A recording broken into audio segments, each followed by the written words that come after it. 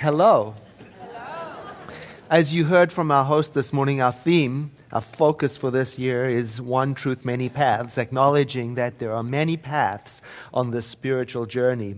Our book for this month, February, has a very similar title, One River, Many Wells, and we've been reading this together all month, looking at topics such as how do we relate to divinity, and this week's topic is how does divinity in us want us to show up? In particular, how is the way we are showing up creating the future? Isn't that an amazing thought? What does divinity inside of you want to do? And there's this thought that the decisions we make today, right now, are actually creating the future. I want to tell you where I've been in these past few days. I've been in Las Vegas. Yeah. Where we had our National Centers for Spiritual Living conference. Right? What a perfect place to have a conference for a spiritual organization. Really.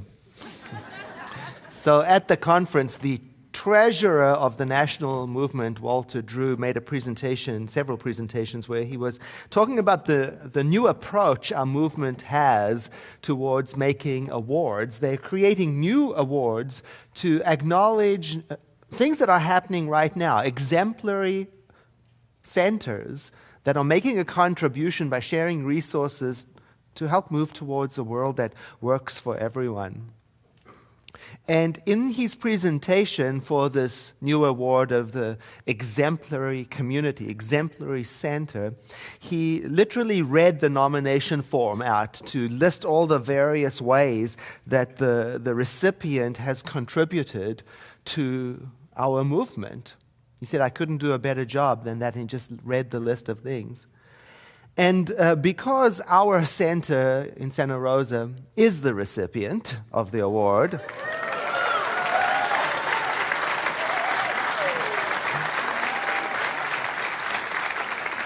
I brought the video home with me to show you. Actually, the video was taken by our facilities manager, Evan Dow Williamson, who happened to be there in the front row with his iPhone. So, it's a home movie, right? Okay? It's a home movie, and here it is.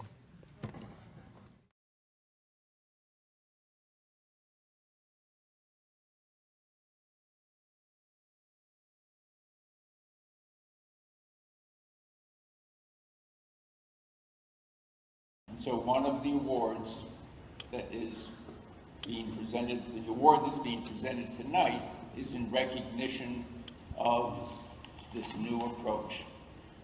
And I don't think I can do any better job than to read to you the nomination form. This is self-explanatory. As a longtime member and former board member, I am aware of the many ways our center has inspired the larger community and raised awareness about religious science. Those are the two qualifications. Here are some of the specific examples. Sharing resources with our larger community in the form of policies, procedures, new member orientation class booklets, spiritual enrichment courses, community outreach resources, other curriculum. Leadership on committees, currently has a member of the Leadership Council, Carol Shields. Cultural Integrity and Evolution Committee, represented by Dr. Edward. Social Relevance Committee, Dr. Edward. Honorary Doctoral Award Committee, Dr. Edward.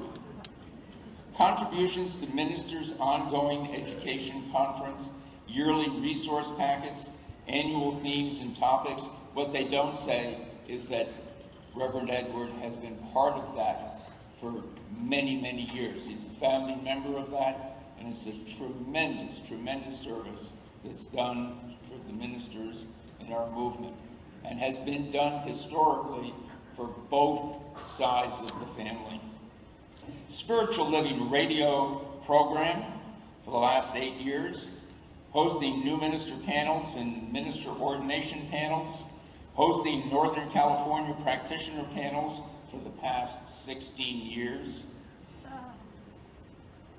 hosting the regional campus of Ernest Holmes School of Ministry accredited degree program, and hosting regional teen and young adult events. Would you please welcome Center for Spiritual Living, Santa Rosa, and would Edward please come forward?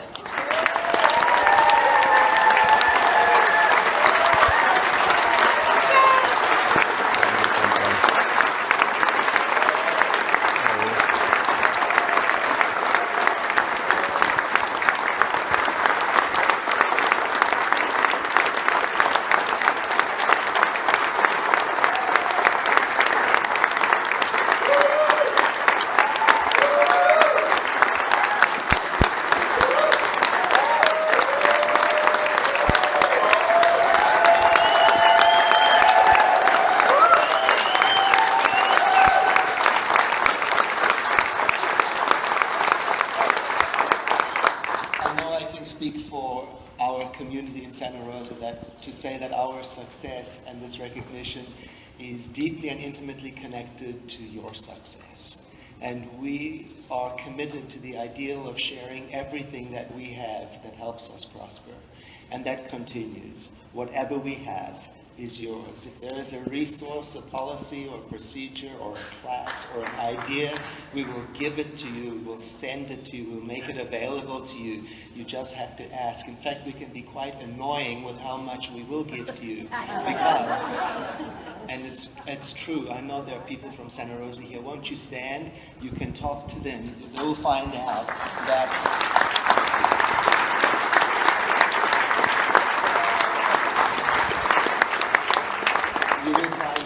our center, which just celebrated its 60th year in Santa Rosa, that tiny little town, is staffed and populated by people who deeply love our religion and wish to see it prosper for future generations. Thank you very much for this event.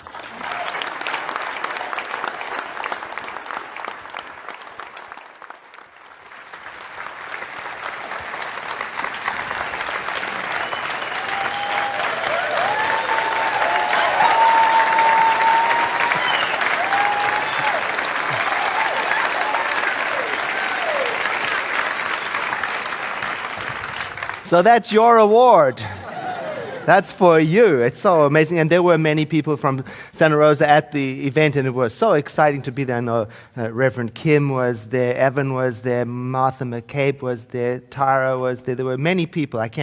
Jeanette was there, Chris Ritchie was there. It was so lovely to be there together to receive it. And I was thinking about it in relationship to this idea of creating the future and what does the divine in you and I want to do. And it occurred to me that a long time ago, we, the community of the Center for Spiritual Living in Santa Rosa, we made a decision, a choice, to embrace generosity and to share everything. And we didn't do it to receive this event. It didn't exist yet. We did it because, like the subtitle of the chapter suggests, the divine in us is asking us to do something, and the doing of that something is what creates the future. The decisions we make right now are creating the future. If an award doesn't exist, it will after we make the choice. Right? That's how it happens, but it's so easy to be distracted from the path. You know what love, what the divine in you wants to do, but will you make the choice to do it? Our spiritual leader of our national movement of all the Centers for Spiritual Living, Ken Gordon, Dr. Ken Gordon, he was talking about his experience of being in Las Vegas and how it resembles this distraction, because you just want to make it from your hotel room to the mezzanine where the spiritual conference is. But you've got to go through the casino.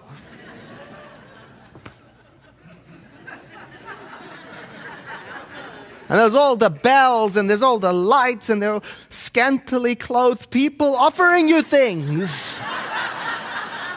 And you can't just walk in a straight line. You have to go around there, and you've got to go around there. And it's very, very easy because all the time there's this temptation because you're being lured into empty promises. So easy to lose focus on where am I going? What does the divine want to... Oh, squirrel.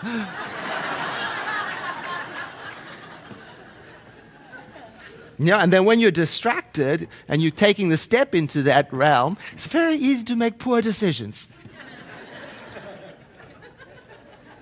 And create the future out of that. Right now, there goes that award. There's a sign in the casino. I should have taken a photo of it. It says, responsible gaming means knowing when to stop. Sure it does. And by the way, have a drink. And by the way, you could win gazillions of dollars. Oh. There is worship going on in Las Vegas. They worship a goddess. Her name is Lady Luck.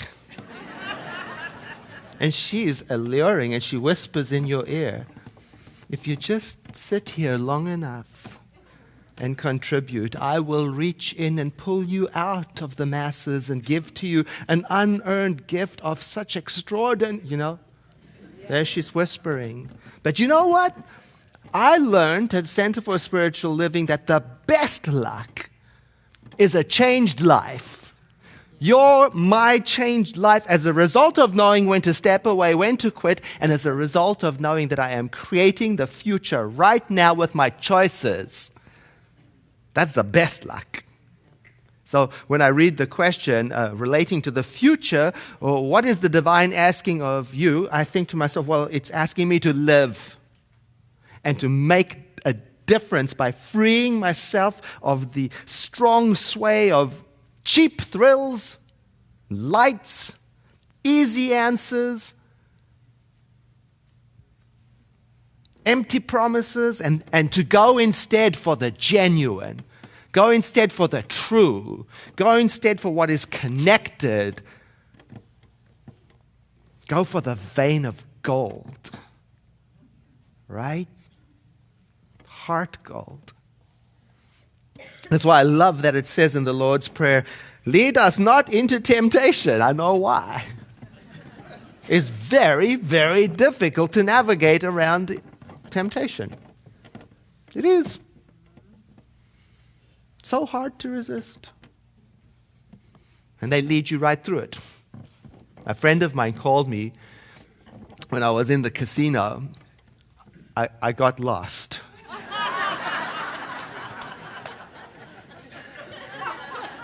You see, Lady Luck will make you lie. I got lost. So there I was in the casino, and my friend called, and he could hear all the bells and whistles. He says, why don't you just take $20 and put it in one of those machines for me? I said, I can do that. So I did. I took $20 and I put it in the machine, and it won. It started to pour out $300 there. And he could hear because he was on the phone. So in finishing, he says to me, cash it in, walk away. But I can feel the compelling power of change. If I just press that button one more time, I could just press it one more. I could get something for nothing. See, the message of Science of Mind is not a teaching of getting nothing for no work at all. Now, there's a safer bet than pressing that and hoping. There's a safer bet. Bet on this. Be kind to others. You can count on that winning.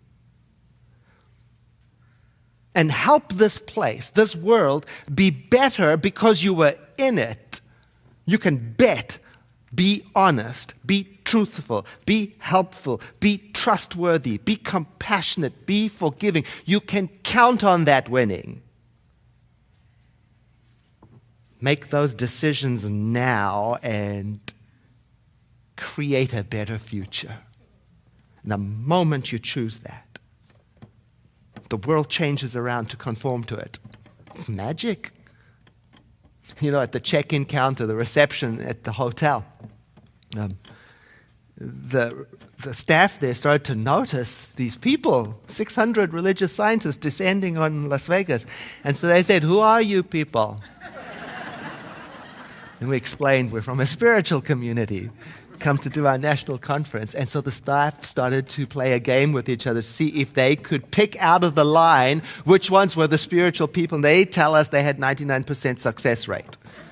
We said, why? And they said, because you're happier and you're kinder. And I loved that because it helped me understand, that's why we're in Las Vegas. To bring that impact from a decision we made a long time ago. For me to get from my hotel room to the mezzanine where the conference was, I had to go through this mall every single day and walk past the store where a young man stood every single day with a platter. He was trying to lure people into the store where he was selling facial creams that were made from crushed gemstones. I'm not buying any facial cream made from crushed emeralds. So he said, come on in. I said, I'm not buying a thing. He said, I know, but come on in. I've got to do my job anyway. So I came in, I sat talking to him, and we were talking about this and that. And he noticed my pendant had an Om symbol on it. And he said, what's that? I said, I teach meditation. I thought that would be the best way to explain it. And he said, are you with those spiritual people? I said, yes. So he looked at me all conspiratorial because you can't, you're not supposed to be collaborating. He's supposed to be selling me the diamonds in the cream. So he says to me, I think I need to learn meditation. And I said, why is that? He said, I don't believe in anything. I said, then why do you need to learn meditation? He said, because something happens to me when I play my music. I said, what happens? He's looking when he pulls out his iPhone and he pulls up a video of him playing his guitar. And as he's playing the guitar, a light orb moves across the screen. And he said, what's that? And I said, I think it's your heart.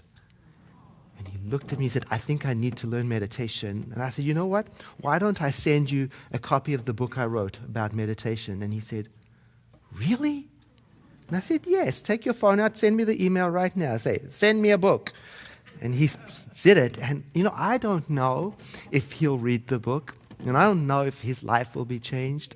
But my life changed. Right there, I received the confirmation, the reinforcement to make the decision to be present and to love people and to be kind. And another award was given at the conference for exemplary contribution by an individual minister, making a contribution to a world in which there is a generous and ongoing sharing of resources. And it was given to Reverend George Hahn in San Bernardino.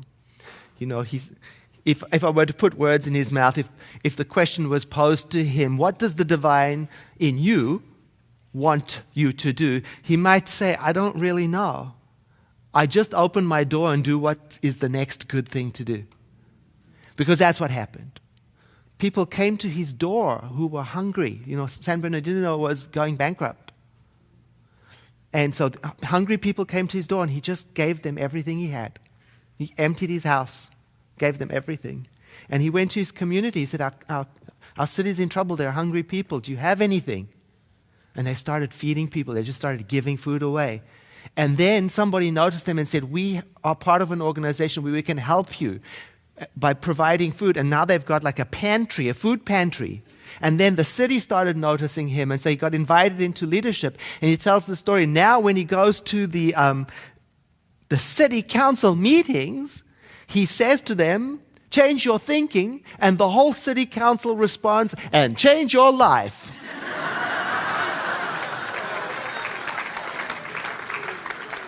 Wow.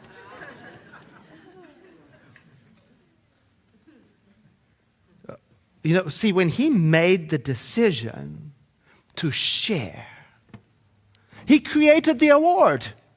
It didn't exist before. He didn't share to get the reward. It didn't exist. He said, I just did what seemed to be the next good thing to do. That's love. What love in you, what does it want you to do? And then when I don't do it, that's when I'm miserable. Anyway, I got home all high on this beautiful experience, loving it, and I got home and my internet service was down, it was broken.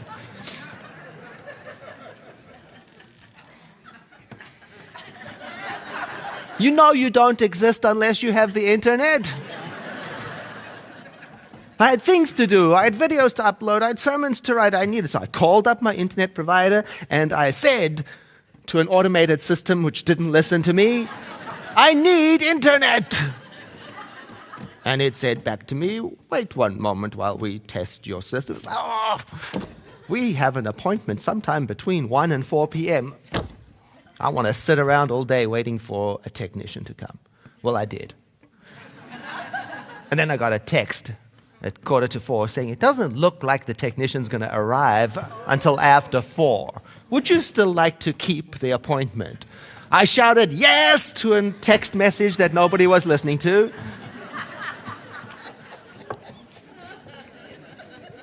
And the technician arrived.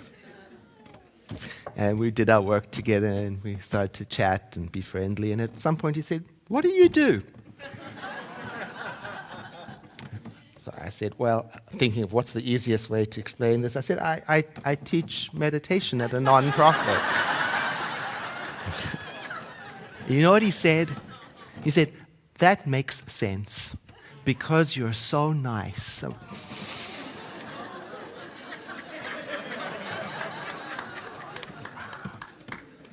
He said, I have had a really bad day. I mean, all the people I've dealt with today are so grumpy and so mean.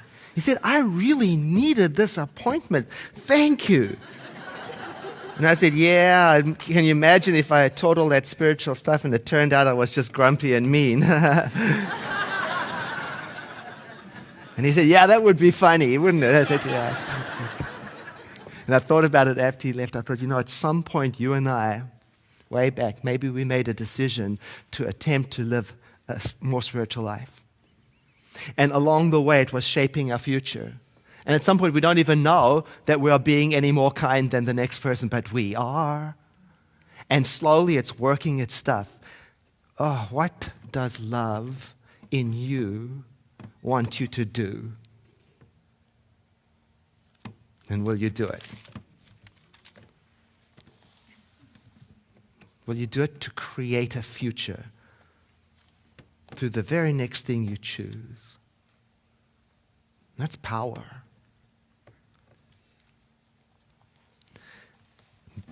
One of the favorite stories I have, you must have heard me tell it 1,000,000 times, but it's about the man approaching a medieval town, and he comes across workers on the outskirts of the town, and one is laying bricks, and he says to the person, what are you doing? He says, what does it look like? I'm laying bricks. And he goes on a little further. He sees another work, and he says, what are you doing?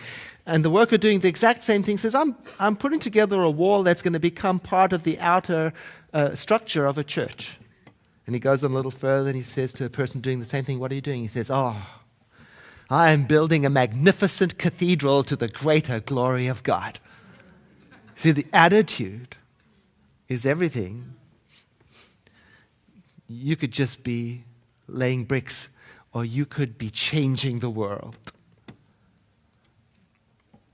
The agriculturist Nelson Henderson said, the true meaning of life is to plant trees under whose shade you do not expect to sit.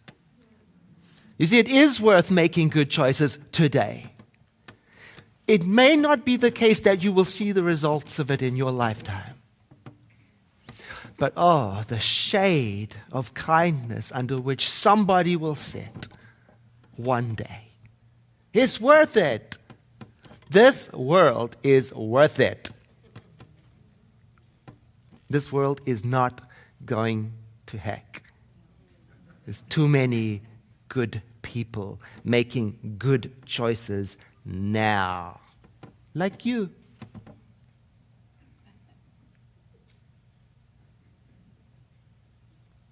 Let us pray. I invite you to take a breath in and exhale, letting your eyes close. Let us together acknowledge that presence, which we are calling the divine today, from which all comes. Our love comes from it. Our ability to choose comes from it. Our creativity comes from it. Our ability to connect comes from it. Our lives come from it. We are in it. In it. No getting around that.